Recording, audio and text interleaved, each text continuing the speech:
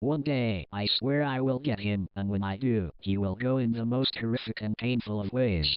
The thought had brought a sinister smile to my face, and if anybody was misfortunate enough to have met the abomination that was my brother, they would certainly share the same thoughts as myself. During my childhood, I was a quiet little girl who was so innocent and loved so much to play with my plastic animal figurines. I can remember being alone in my tiny box room, playing contentedly with my animal hospital sets for the majority of the day. Being within my own little world was amazing, and nobody could interfere with it. Of course, nobody had a perfect life, and my depressing setback was the pathetic excuse for a brother that I had to endure, living with day after day. He was a bully, a worthless waster, but even that is not a powerful enough insult for the piece of scum. Every single day, I would continually get beaten by him. He would punch, kick, slap, bite, push and hit me with objects. Most commonly, he targeted my skull and stomach area, as that is what used to hurt me the most. Whenever I went near him, or the other way around, I would get struck by either a fist or hard object. What makes it very sad is that not once did I ever do anything to provoke the attacks in the first place. Of course, my parents did little or nothing to defend me, just a quick tap on the brute's wrist and apparently all was taken care of. It seemed to me that they did not want to come to terms with the fact that they had produced such a vile piece of shit and in their minds, burying their heads in the sand seemed best. Bearing in mind that the creep is more than twice the size of me, I did not do anything to stick up for myself, and to tell you the truth, I was scared to stand up to him anyway. Years had passed but nothing changed. Friends told me that he would simply grow out of his aggressive and dangerous ways, but of course they were wrong.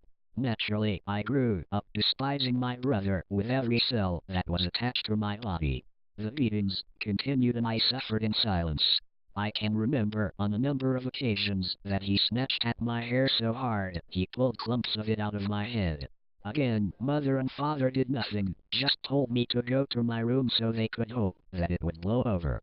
But it was not just physical abuse that I was suffering, it was verbal abuse that came along every day too, barely surprising though. What do you expect from a messed up human being? Names such as slag, slut, whore, bitch, you name it and I was called it. The really sad thing was that I was in a serious, long-term relationship with somebody that was going really well. Clearly he had difficulty truly understanding the meaning of the word slag. My self-confidence was dramatically affected by that low life to the point where I would rarely speak a word to anybody, and self-harming became an issue too. When my parents found out, they did not talk to me about how serious my problem was. They both just told me off and said that cutting yourself is what freaks do. Yes, so that didn't really solve much. I made my best attempts to avoid my brother at all costs, but when you are unlucky enough to live under the same roof as a sickening pig, it can prove to be difficult. One day, I was in the kitchen preparing a sandwich for myself to eat for lunch. To my joy, the pathetic nobody entered the same room and made an attempt to push me out of his way. But I was not going to be a feeble little girl anymore. I was in my late teens and had enough of this shit. So, at first, I quite bluntly ignored him and continued to prepare my lunch. Surprised that I did not react or back down, he grabbed the cupboard door that I was stood in front of and bashed it into my legs as hard as he could. And that was it for me. Something snapped and I swiftly turned around to face the pig before punching him with all of my force just under his left eye. The expression of shock upon his face was just so priceless. I was so proud of myself for finally standing up to him, and it felt amazing. Of course, within seconds, he ran to Mummy with his tail between his legs, not that I cared much. I almost felt like a new person, and I discovered some of the confidence that I had lost so many years ago. Feeling so alive and pleased with myself, a spark of inspiration hit me and I loved where it was going. So many years I had been suffering, but now it would be his turn. This could not have been timed so perfectly.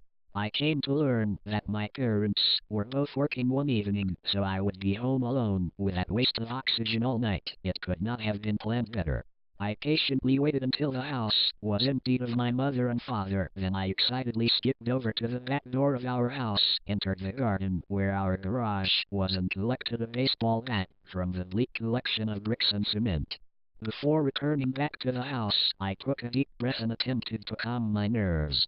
It's fine, I'm in control here, I know what I'm doing. Exhaling, I let myself back into the house and did my best to climb the stairs in a casual manner, and finally I had reached the top. The dull wooden door to my brother's room was less than 6 feet away, and it was then that I began to feel nauseous within my gut. After a few quick seconds, I forced my way into his rubbish dump of a room, and before he could react, I smashed the baseball bat into the back of his head with as much power as I could. Fresh crimson liquid stained the wooden bat and more blood escaped the newly made wound. But I was not finished there, so I checked for his pulse. Still alive, good. A smug grin formed upon my lips. An hour, yes, from what I can remember, he was unconscious for at least an hour. I think that I was lucky that he did not die there and then. That would have taken the fun out of my revenge. We were in the living room, and whilst he was passed out, I took the time to securely restrain him to one of our dining room chairs using string metal chains, locked in place with a padlock. He was completely helpless, his pointless life at the mercy of his little sister. It's about time you woke up, lazy shit. My hazel eyes were locked within his sheepish and confused gaze, burning into him with pure hatred. Pathetically, he scanned the room with fear in his eyes, and then froze at the sight of my collection of instruments that I had laid out on a table nearby. With his eyes now burning with anger and turning back towards me, he started to scream abuse, cursing at me in a sad attempt to unnerve me. But I simply remained stood where I was, quite unfazed by the bullshit he was coming out with. Let's get started, shall we? I said in a sickly cheerful tone. Walking over to my variety of tools, I picked up a large and freshly sharp pair of scissors, then subconsciously gave a small smile before saying, "You have an extremely foul mouth, but I can fix that for you." With surprising agility, I pounced at my brother's face, forced open his vile mouth, and clamped the scissors around his flailing tongue as quickly as I could, and without hesitation, I snapped the two blades together, severing muscle with ease. A blood-curdling scream soon erupted from my brother as blood gushed down his chin and stained itself all over him. He started to cough and gurgle uncontrollably from having difficulty breathing due to the amount of blood flooding his mouth. I paused and simply observed my helpless sibling while he suffered, and the sight was magnificent. A thought of inspiration struck me as I returned the scissors, now dripping with blood, back to the table. Next, a pair of pliers attracted my attention for my second task, so I brought them to my brother's mouth as well. Locking the tool around a tooth, I grinned happily, then yanked as forcefully as possible, taking the tooth with me. Once again, more blood escaped him as it followed the same pattern of overflowing over his chin. More painful screams blasted from my victim as I repeated the action with every tooth he had. The back teeth were a particular pain to remove, but after rotating them and hearing a few cracks, I finally got them out. Fresh blood started to form a pool on the floor below the chair that steadily got whiter with each minute that passed. With one final crack, I was finished. The distressed screaming continued, and after a while it began to strongly irritate me, so I reacted by punching him in the face, then I spat on him with disgust. "You make me sick," I hissed. It was time to try something else, so walking back to the table, I swapped the pliers for an acutely sharp scalpel. Making my way back to the feeble abomination before me, I held the gleaming razor before him and explained calmly that he would need to remain still. But by now, the weakling was trembling with pure fear, and a foul odor strongly floated into the air. I locked eye contact with my terrified and degraded brother, then burst out laughing with a hysterical cackle. The stupid bitch had kissed himself. It would have been sad if I did not find it so amusing.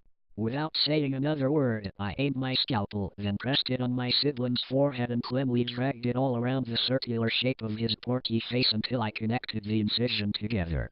At this point, the whelp had started to cry, and I saw tears run down his flabby cheeks, but I did not show any sympathy. Why should I? I put the scalpel down for a moment, and with intense concentration upon my face, I used my fingers to slowly peel away the flesh, starting at the top of his skull. Warm blood trickled down his face, and after a few moments of insanely loud screeching, my brother passed out. Rolling my eyes and letting out a heaving sigh, I decided to continue peeling the face away to keep me occupied until he awoke again. Pulling the last bits of skin away, my brother's face had been skinned quite nicely, and I felt proud. I laid it on the floor in front of my unconscious victim and grabbed the mirror. Approaching my brother, I slapped him across his raw flesh, and to my approval, he came back to reality. I giggled and said, "Look, I have something to show you, sleepyhead." Holding up the mirror in front of his mutilated face, I giggled to myself as he squealed with pure terror and pain. "You should be grateful it's an improvement," I bluntly pointed out. By holding the mirror in front of him, he was forced to observe his gory features for long, agonizing minutes. Where a nose once was, there was a gaping, triangular hole where mucus and blood oozed out. He had no eyelids, just circular, frantic, panicking eyes that stung and watered due to a constant exposure to the air. A wonky, bloody line indicated where his mouth and teeth used to be in place, with a gum still leaking out fresh blood. When I got bored, I withdrew the mirror away and once again returned to my collection of tools, this time picking up a meat cleaver. I then turned and briefly inspected what was left of my brother. He seemed to be drifting in and out of consciousness, and I got slightly concerned that he might pass away a bit too soon. I plainly approached him again, grabbed his hand and extended out his index finger. Due to the lack of blood now circulation in his body, my brother was too weak to even pull away from my new weapon. To my amusement, I slammed down the meat cleaver, severing his chubby finger, and this new, burning pain caused him to become fully awake once more. He let out a weak wail and sobbed, hanging his head low, with his stringy, greasy hair covering his unrecognizable face.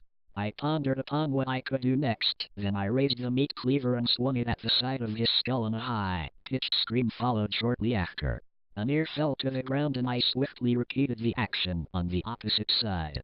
I picked one of the severed ears up and force-fed it into the helpless fool's mouth. "You like food, don't you, you fat fuck? Well, here, eat up." He began choking, spat out his own ear, and then vomited. Some of the gross matter splashed onto me, so I slapped him with disgust and spat on him. "Vile pig." Letting out a dull sigh, I rubbed my face and sniffed, then brushed my long, brunette hair back and cleared my throat. I was starting to feel bored and got very sick of the sight of that piece of shit still sat before me. Returning to the table of instruments, for the final time, I picked up a jar containing a clear liquid and opened it, careful not to spill any of the contents. I wasted no time in pouring the liquid over my brother's face, then watching the effects take place instantly. His fleshy, bloody face began to fizz and gurgle, and an indescribable scream filled the room as the liquid ate through his flesh. It leaked onto his neck and other body parts, making new wounds, and also bled and bubbled violently. Finally, his entire head had been eaten away by the acid, and nothing was left but a mass of bubbling, gory mess. At last, I got my revenge, and I felt like a huge weight had been lifted from my shoulders. What goes around, comes around, you motherfucker.